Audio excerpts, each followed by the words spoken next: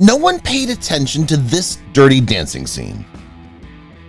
Dirty Dancing, the legendary dance romance picture, is more than 3 decades old, yet it remains one of the most adored films in history. No one, not even the performers, could have imagined its cultural influence when the film was released on August 21, 1987. From beginning to end, the picture provides moviegoers with feel-good sentiments that are impossible to replicate. When the cameras stopped rolling, though, the feelings were totally different, and filming was rather difficult. Even if you're a Dirty Dancing aficionado, you've probably never heard all of these nasty behind-the-scenes details. Patrick Swayze and Jennifer Grey weren't first picks for lead roles.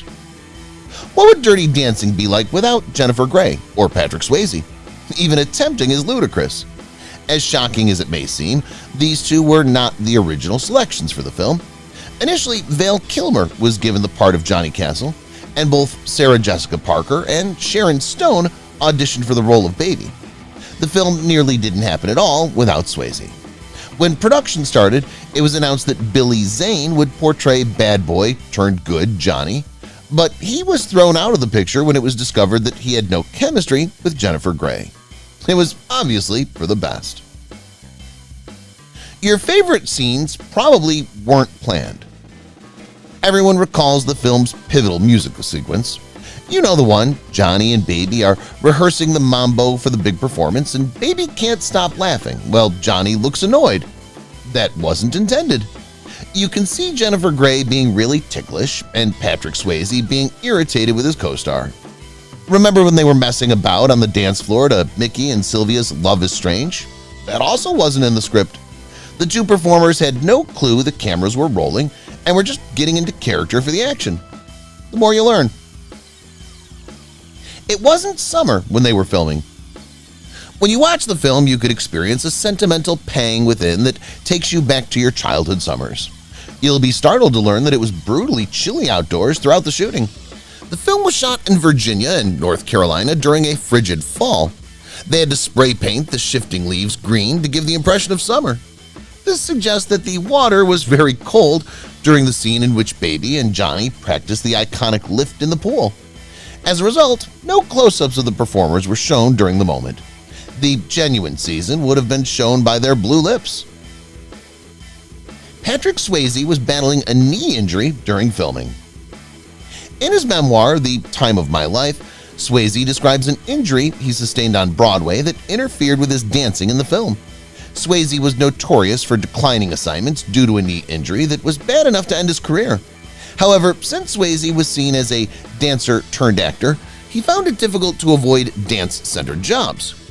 Even if Dirty Dancing was an exception, it didn't imply his misery was over.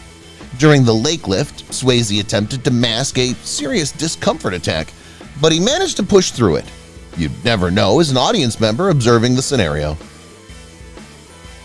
After the film, Jennifer Grey had a procedure that changed her career. Jennifer Grey rose to popularity in the late 80s and early 90s as a result of Dirty Dancing. During this period, Grey made a choice that would permanently alter her career. Grey underwent rhinoplasty surgery in the early 1990s, and many critics felt it damaged her acting career. Grey ended up having to undergo surgery a second time owing to problems from the first. She was so unrecognizable after the corrective surgery that she pondered changing her identity and starting again.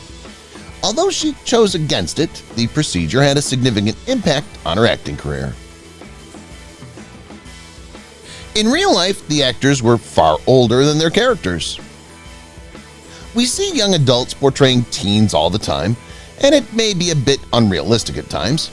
The age gap between the performers and characters in Dirty Dancing, on the other hand, didn't startle spectators.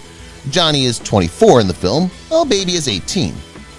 Jennifer Grey was 26 years old when she was hired as Baby, a character who was supposed to be straight out of high school.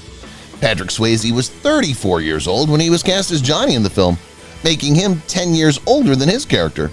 But to be honest, does it really matter given how well they portrayed their parts? Not at all. The movie almost had a completely different name. Dirty Dancing had a sensational title when it was initially released in the late 1980s.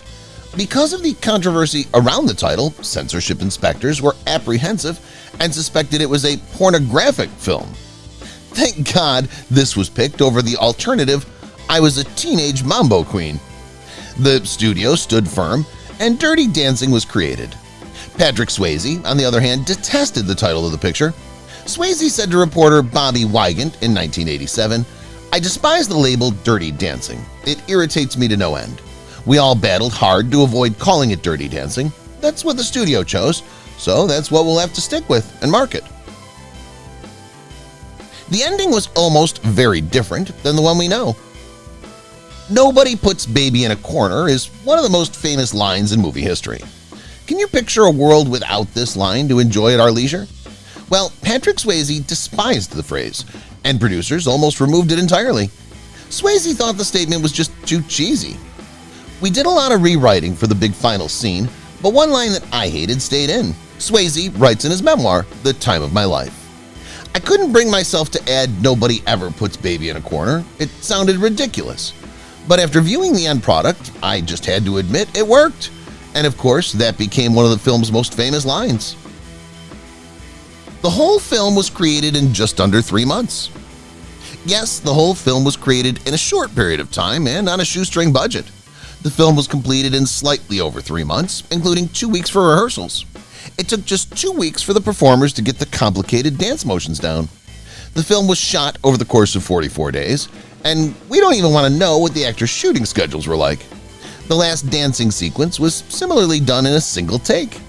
Gray was terrified of the lift, much like her character in the movie, and she refused to practice beforehand. When it came time to shoot it, the two nailed it in a single take, as you can see on the screen. Everyone thought the film would flop, and it did at first. The film was completed on October 27, 1986. However, Vestron officials predicted that the film would fail. During the test screening, 39% of viewers were unaware of a subplot involving Penny's, Cynthia Rhodes' aborted pregnancy.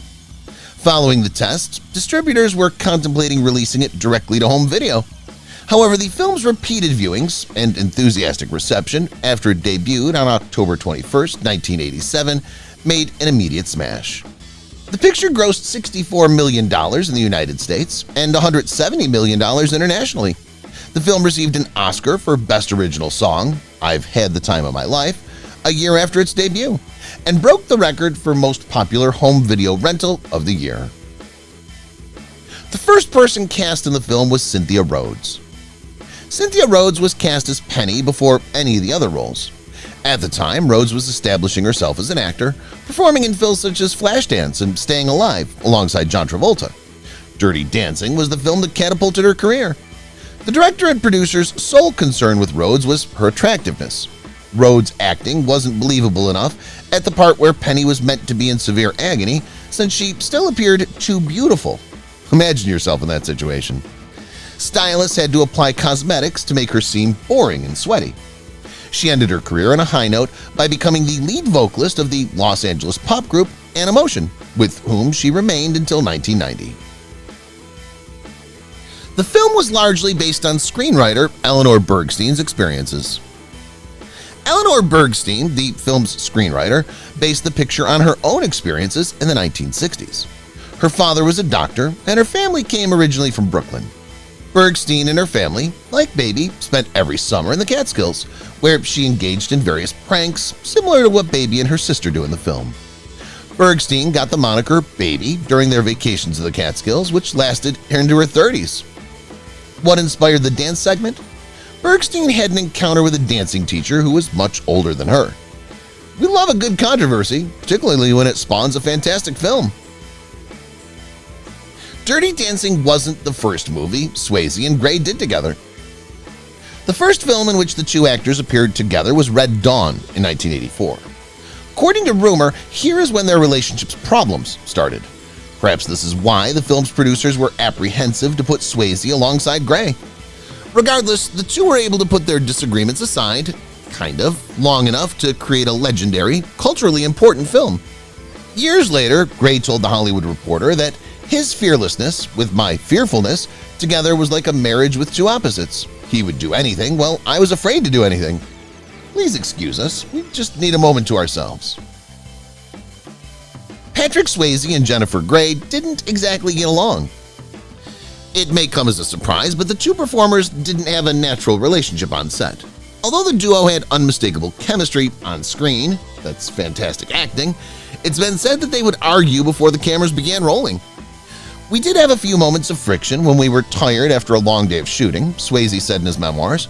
She seemed to be unusually passionate, sometimes falling into tears when someone reprimanded her. Other times she'd get into funny moods, causing us to repeat sequences when she'd start giggling. We, on the other hand, refused to accept this fact since Johnny plus baby equals forever. Swayze said the film endured because of its heart. During an interview with AFI, Swayze expressed his belief that he knew why the picture had lasted so long with moviegoers. "It has so much heart to me," he stated. "It's not about sensuality, it's about individuals trying to discover themselves, like this young dancing teacher who feels like he's nothing more than a product, and this little girl who's trying to figure out who she is in a culture that limits her when she has such a wonderful perspective. In some way, it's all about the gorgeous, quirky little Jewish girl getting the man because of what she has in her heart." We're not crying, you are. Penny's pregnancy in the movie was a huge deal. Many businesses saw early on that the film would be a huge success with young people. Clearasil, the well-known acne skin care business, first expressed interest in participating as a promotional sponsor, but they declined. When Dirty Dancing took place in the 1960s, abortion was legal in the United States, and Clearasil opted to back out due to Penny's plotline in the picture. Producers pleaded with screenwriter Eleanor Bergstein to remove that plot, but she refused, stating, "Hey, I'd love to, but I can't because if I take it out, everything will fall apart. There's no need for Baby to meet Johnny, for Penny to become unable to dance, for Baby to learn to dance with Johnny, and for her to have sexual relations with Johnny. There's no plot without that." After the first film's success, studios wanted to pay big money for a sequel. Following the popularity of the first picture, studios sought to cash in on a sequel as soon as possible. Swayze was offered a large sum of money, $6 million, to reprise his role as Johnny in the sequel. Swayze, who disliked making sequels, refused. Fans welcomed Swayze's choice since he realized they wouldn't be able to recreate the magic of the original picture. In the end, the studios made a sequel called Dirty Dancing Havana Nights, which obviously failed to live up to the original. The film, billed as a reimagining of the original, was released in 2004, 17 years later. The only thing the two films had in common was the title, Dirty Dancing. Filming was a 24/7 party. The purpose of the lodge's staff dance sequences was to create a genuine party atmosphere. To do this, director Emily Ardolino hosted a party almost every day. Dance practices often degenerated into disco parties, with the ensemble drinking and dancing about to unwind. The strategy proved to be a wonderful approach for the performers to get to know one another and create a more casual environment. It also fostered a lot of improvisation by the actors while the cameras were rolling.